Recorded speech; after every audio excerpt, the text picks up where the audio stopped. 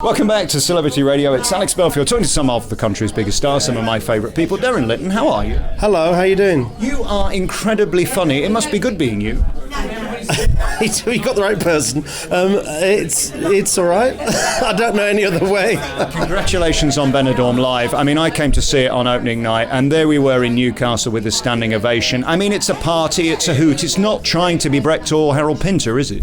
It's not, but I don't think Brecht ever tried to be Benidorm, so we're on an equal footing, really. It's funny, people don't really know what to expect when they come to see the show, and I've got to say, when I started writing it, I didn't know what to expect either. Genuinely, it sounds just like a line, but until I started writing it, I had no clue what form the show was going to take. But I'm glad you enjoyed it. Are you surprised by its popularity over more than a decade? It wouldn't have lasted this long had it only been, the sort of knob jokes and all that kind of thing. Double entendres are funny, and it's, I love the great British tradition of the carry-ons and Are You Being Served and all the rest of it. But you've got to have a show that's got heart, and I think you can watch this show on two levels, really. One, you can just enjoy the nice colours and the odd rude word or the odd phrase that sounds a bit rude. But if you miss all the sort of, the connections between the characters, I'm good at writing jokes. I think I'm better at writing characters. We've had 180 characters in this show, unbelievably, over 10 years. Somebody added it up, it wasn't me. Far too busy. What we've ended up with is kind of, I'm going to sound really camp now, it's almost like a sort of dynasty. Well, we had Joan Collins in it, so it was a bit of a dynasty, but it's turned out way better than I thought it would, to be honest. But also, I've been on a massive learning curve. My friend Catherine Tate, that I was at drama school with, asked me to write for her, and I sort of went, all right, I'm not doing anything else, and I've just kept having a go for the last sort of 12 years. I'm probably misquoting you, but I think my favourite line ever from Benidorm was something about my granddad fell at Arnhem, and I think Johnny said something like, I don't give a toss if he went arse over tit in Skegness. These lines are so beautifully crafted. Where do you come up with something like that? Is it something you've previously heard that you work on, or is it just genius?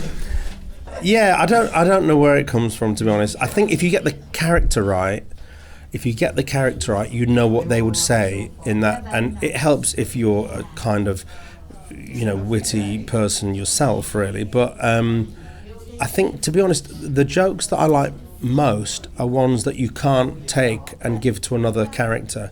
That's when I know it's working. Every now and again there is a joke that you could just give to anybody, but by and large I think you've got the characters right when you say, let's just try giving Jacqueline's line to even to Donald. Now these were the two swingers in the show, the sort of middle-aged swingers, but it doesn't always mean that they'll have the same lines, and I think that's when you've got it right. And again, the heart in this show, it's so relatable because we've all been to somewhere like Benidorm, if we've not been to Benidorm itself, and met those couples within it, the old couple, the swinging couple, the young family, the annoying daughter who's pregnant at 7, all this stuff that you played on. And again, I think that's why it's very northern and very lovely. How are you doing in the south? Do they get it? Yeah, they do, totally. I mean, the audience on this live show, the audiences are not as raucous. I remember when in Milton Keynes, Jake texted me during the show, and when he's not in a scene, and he said, "Oh, very quiet audience." And I said, "Well, that's what it means. They're listening. That's good. They're listening to the story. I love that. I love when they're listening to the story."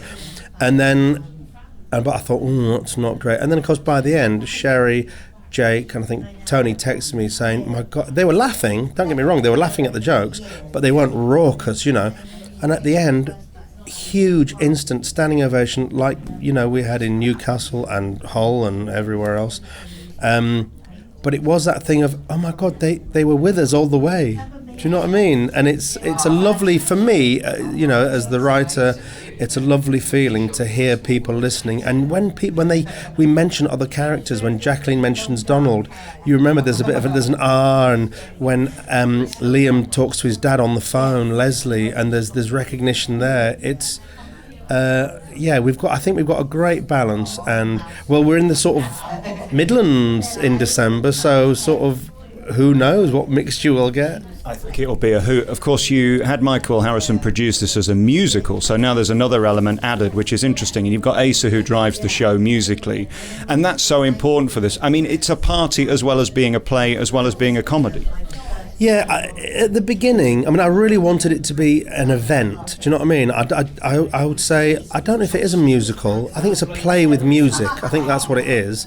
It doesn't roll off the tongue that well for selling it, but I think, I don't think I've ever told anybody this. At first, I thought, right, I'm going to nick the narrator conceit from the Rocky Horror Show.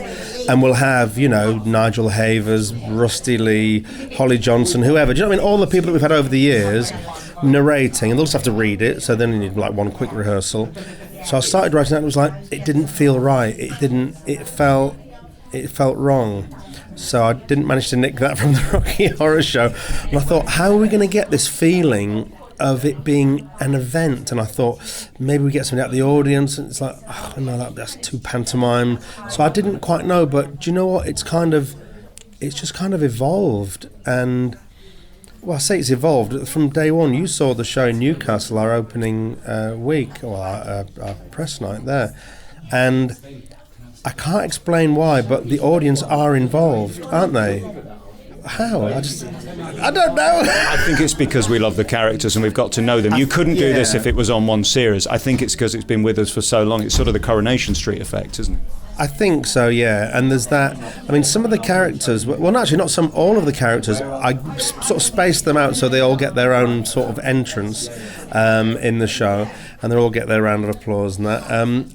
But the great thing is as well, when certain characters come on stage, you know, it's like the sort of, it's like, as you say, the Coronation Street effect. It's like when they come out and you go, oh, he's there, she's there, you know, oh my God, isn't he tall? Isn't she short? Isn't she, do you know what I mean? It's like, you know, when you go to Disneyland, you want to see Mickey Mouse, don't you? And I think it's as exciting as that, to be honest. I get excited and I wrote the bloody thing. It's great. Benidorm Live is continuing to tour the UK. It's coming to Birmingham at Christmas as well for nearly a month, which is incredible. With me in it. Yeah, and well, this is what we're all waiting for. Just very finally on the TV show. I mean, on the week that they announced it probably wasn't coming back, you won the award for Best TV Show. Is there any hope we'll see it back on ITV? I don't know, you know, never say never. I would say at the moment, probably not. I know I've got stuff at least for the next 2 years that's taking up my time. Trying to pin this lot down, you know, they're all individuals with their own families, with their own work, and so I don't know. But the thing is, television loves a comeback, don't they? So I was going to say in about 10 years, but I think half of them will be dead by then. Who knows? Maybe 5 years. Congratulations on everything. This is a hoot. It's a fabulous show. Benidorm Live. It's a great party with all these legends and great actors and singers and performers too. Derren, thank you for your time. Thank you. Come and see us again.